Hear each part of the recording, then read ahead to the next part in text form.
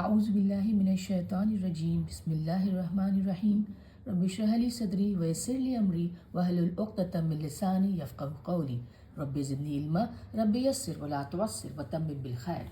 बिस्मिल्लाह। हम लोग पढ़ चुके हैं फ़अला, फ़ईला, फ़ऊला। उसने काम किया, पास्ट टेंस में, भूतकाल में।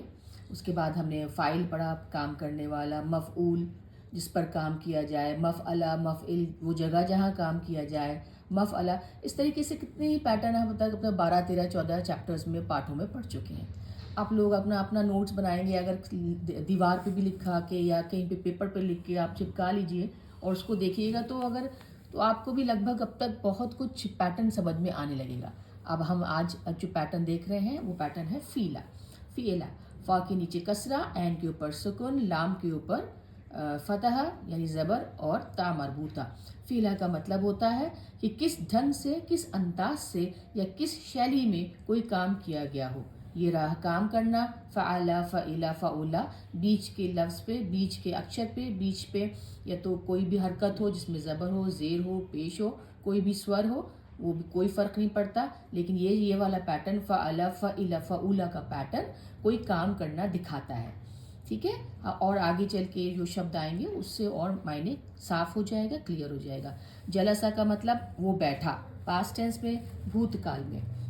और जिल्सा है किस अंदाज में बैठा है। कुर्सी के ऊपर बैठा, पैर फैला के बैठा, पैर मोड़ के बैठा, उकड़ू पाँव बैठा, कैसे भी बैठा, ये होता है बैठने का तरीका।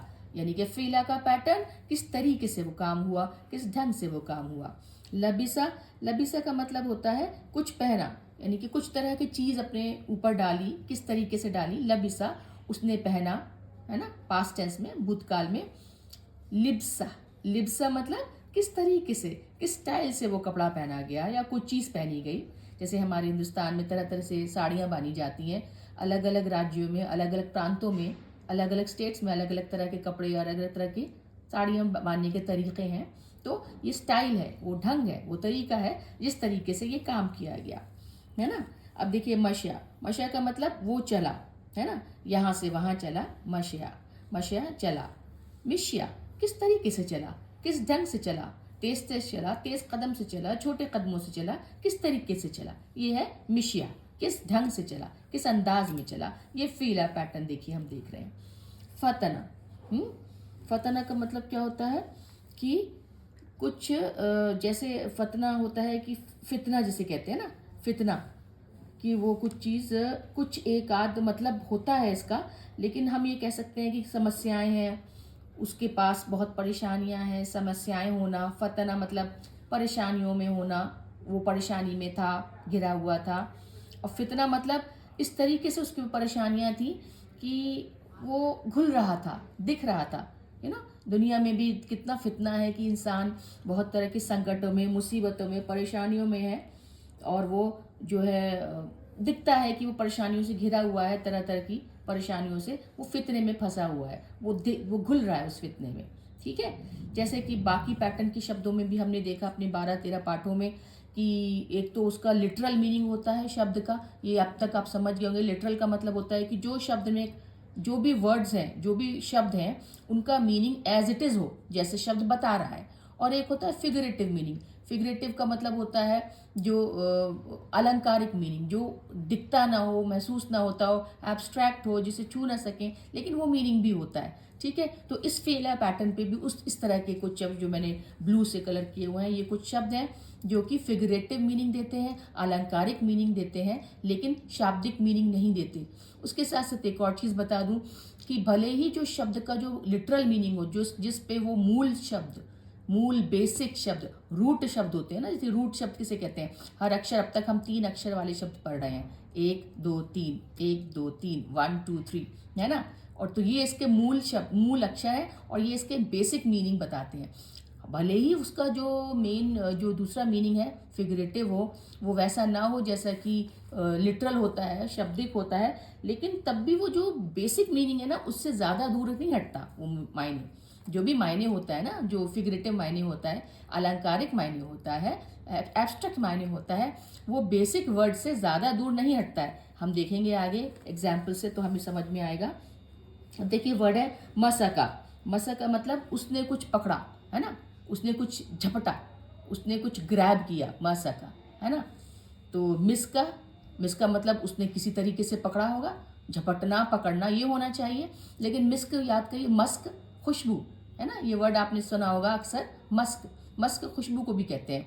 तो खुशबू कैसे इंसान पकड़े? हाँ, कोई इंसान आपके पास से गुजरा, फटाक जो भी उसने खुशबू लगाई हुई है बहुत अच्छी, वो उसकी आपकी सेंसेस ने उसको फट से झपटा, है ना, झपट लिया, पकड़ लिया, ग्रैब कर लिया। तो देखिए मायने यहाँ पे पकड़ना झपटना मिसका थोड़ा अलग है मसका से। मसका मतलब होता है पकड़ा, ग्रैब किया, झपटा, फौरन पकड़ लिया। मिस्क का मतलब क्या होता है कि उस तरीके से, किस तरीके से वो खुशबू पकड़ी गई, किस तरीके से उसको झपटा गया खुशबू को। तो यहाँ पे देखिए खुशबू से वो एग्जाम्पल हमने आपको बताया है। हालांकि पकड़ना झपटना खुशबू के सेंस में उतना नहीं आता है, लेकिन हाँ जब कोई तेज़ खुशबू लगा के बराबर से गुजरे तो फ़ौरन हमारे जो सेंसेस हैं वो झपट ही लेते हैं, वो खुशबू को ग्रैब ही कर लेते हैं, पकड़ ही लेते हैं, है ना। अगला वर्ड देखिए, हकमा। हकमा का मतलब होता है उसने आदेश पास किया, उसने कोई हुक्म दिया, है ना, कोई जजमेंट पास किया। हिकमा है किस तरीके से जजमेंट पास किया गया हो, ये होना चाहिए हिकमा। लेकिन आजकल हिकमा जो इस्तेमाल होता है वर्ड, वो होता है कि कोई शख्स जिसके पास बुद्धि हो, इंटेलिजेंस बहुत ज़्यादा हो, है ना, फैसले करने की सलाहियत हो।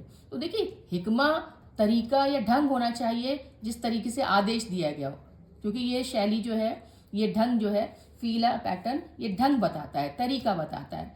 तो लेकिन यहाँ पे ये क्या हो गया, हिकमा। हिकमा यहाँ पे इंटेलिजेंस, बुद्धि आ गई, यहाँ पे आपका जो भी आपके फैसला करने की सलाहियत है वो आ गई।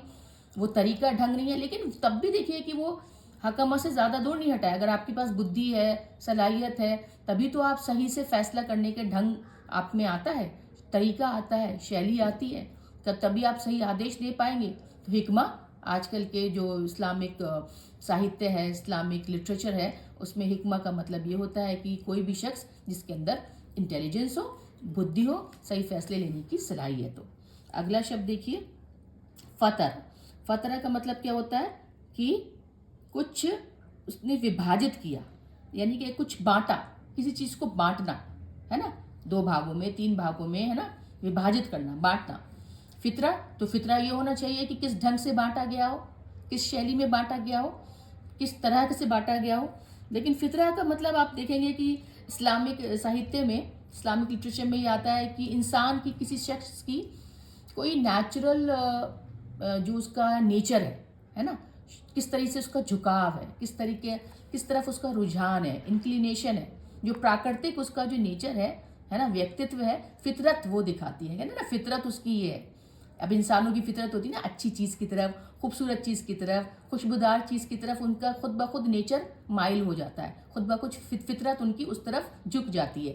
व्यवहार उनका जो स्वाभाविक नेचर है, स्वाभाविक व्यक्तित्व है, अच्छी चीज़ों की तरफ झुक जाता है। तो फितरा वो ढंग ना दिखा के जिस तरीके से बांटा गया हो या फिर विभाजित किया गया हो, कुछ और दिखाता है। लेकिन देखिए फितरत भी एक तरह से दिखाया जाए तो आप, हमारा जो नेचर है वो किस तरीके से बटा हुआ है, अच्छी चीज़ों की तरफ झुकता है, बुरी चीज़ों से हमें थोड़ा सा कराहियत महसूस होती है। तो ये फितरत है, ये हमारी फितरत ही है ना, ये हमारा स्वाभाविक नेचर ही है ना, ये नेचुरल हमारा इंक्लिनेशन है, रुझान है, झुकाव है कि हम बट जाते हैं अच्छी चीज़ और बुरी चीज़ की तरफ, है ना। तो ज़्यादा दूर नहीं हटा है इसके बेसिक मीनिंग से, मूल शब्द से।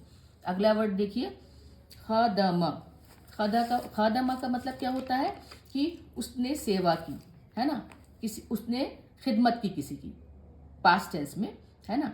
जैसे नौकर किसी की खिदमत करे, माँ अपने बच्चे की खिदमत करती है जब छोटे होते हैं, है ना, हर तरीके से उनकी देखभाली करना, ठीक है, उसे कहते हैं खादमा। तो खिदमा होना चाहिए, किस तरीके से सेवा की गई, किस तरीके से देखभाली की गई, है ना। तो यहाँ पे तो ये ढंग और तरीका होना चाहिए। और आजकल इसका मतलब जनरल एक हो गया है, खिदमा का मतलब कि सर्विस देना, कोई किसी के लिए काम करे, कोई किसी के लिए कुछ कर दे, है ना, वो कहते हैं सर्विस करना, सर्विस देना। तरीका ना होके एक सर्विस हो गई है खिदमा। लेकिन सर्विस भी किस तरीके से दी जा रही है, अच्छे से दी जा रही है, अच्छे तरीके से खिदमत की जा रही है, देखभाली की जा रही है, ये भी तरीका भी और ढंग भी दिखाता है। लेकिन खिदमा का मतलब अब ये अक्सर हो गया है कि सर्विस करना, किसी को भी किस देना। अब किसी के लिए कुछ काम करना है ना, किस अंदाज में करना उसका उतना मतलब नहीं रहा, लेकिन हाँ काम करना, किसी को सर्विस करना। सारा, सारा, अब देखिए सारा का पहले तो ये बता दूं कि ये 3 अक्षर का शब्द है। हम अब तक हमने तीनों अक्षर पढ़े हैं। इसमें बीच में मैंने शायद एक चैप्टर में एक पिछले पार्ट में बताया था कि बीच का एक ऐसा शब्द होता है, अक्षर होता है, लेटर होता है, जो कि यहाँ पे ना दिखे मूल शब्द में, बेसिक वर्ड में, बेसिक ये जो आपका जो पास्ट टेंस का पैटर्न है इसमें फ़ाला पैटर्न पे ना आए, लेकिन आगे चल के कोई ना कोई पैटर्न में उसका जो बीच वाला अक्षर है वो बिल्कुल वाजे हो जाता है, बिल्कुल क्लियर हो जाता है, बिल्कुल सामने आ जाता है। जैसे यहाँ पे है सीन या रा, सारा, है ना। सारा का मतलब क्या होता है, वो चला, वो गया, यहाँ से वहाँ या कहीं से कहीं गया। सारा मतलब जाना, चलना, इधर से उधर मूवमेंट करना। सीरा, तो सीरा क्या होना चाहिए, सीरा अगर फीला पैटर्न का ढंग देखा जाए तो सीरा होना चाहिए कि वो तरीका, वो ढंग, वो शैली, जिस तरीके से वो चला, वो गया, वो यहाँ से वहाँ मूव किया, ये होना चाहिए सीरा। लेकिन हम सब जानते हैं सीरा हुजूर पाक सल्लल्लाहु अलैहि वसल्लम की, सीरा का मतलब होता है उनकी जीवनी, उनकी ज़िंदगी जीने का तरीका, उनकी बायोग्राफी। तो ये इसका मतलब यहाँ से यहाँ, तो ये लफ्ज़ तो बदला है ना, बदला ना। सारा का मतलब वो चला, यहाँ से वहाँ गया, मूव किया। सीरा का मतलब होता है हुजूर पाक सल्लल्लाहु अलैहि वसल्लम की या किसी की भी बायोग्राफी। लेकिन देखा जाए तो हमारी ज़िंदगी भी सीरा ही है ना, चलना ही है ना, एक दौर से दूसरा दौर, एक मरहले से दूसरा मरहला, मूवमेंट है ना। सीरा तरीका ही है ना, ज़िंदगी शैली है ना, ढंग है ना चलने की। ज़िंदगी तो चलने का नाम है, तो इसलिए चलती है। तो कहने का मतलब ये है कि इस फीला फॉर्म के शब्द जो हैं वो अक्सर अपने अर्थ से, अपने मायने से अलग हो जाते हैं, लेकिन फिर भी शब्द का जो मूल अर्थ होता है, जो उसका बेसिक मायने होता है, वो कभी नहीं बदलता। ये कहने का मतलब था। और आप जितने भी पैटर्न देखेंगे जो कि शब्द जो हैं वो बेसिक मायने से थोड़ा अलग हटे हैं, लेकिन उनका जो मूल अर्थ रहा है, जो उनका बेसिक जो मीनिंग रही है, वो कहीं ना कहीं उस शब्द में आपको, उस वर्ड में देखने को मिल जाएगी। अल्हम्दुलिल्लाह, वस्सलातु वस्सलामु अला सय्यदना मुहम्मद रसूलुल्लाह।